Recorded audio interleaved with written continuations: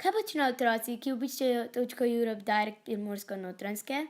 Otrokom predstavimo, kako deluje Evropska unija, katere institucije ima, kaj te počnejo, zanimajo jih značilnosti posameznih držav, simboli evropski, skratka vse. Otroci so radovedni in vprašanjem ni ne konca, ne kraja in nenazadnje se tudi mi kdaj kaj naučimo iz njihovih vprašanj. Jih kaj posebej zanima?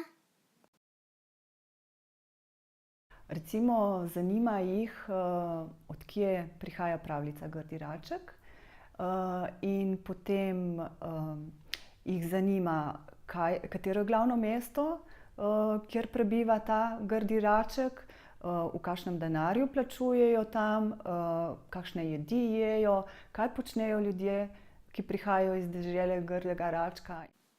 Kaj pa pripravljate za starejše otroke?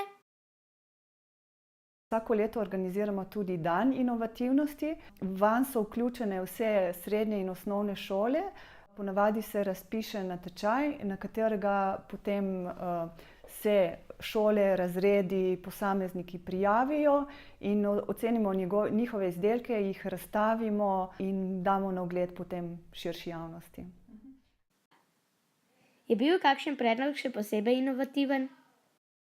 Ena izmed idej je bila, kako na primer iz recikliranih odpadkov narediti smetnjak.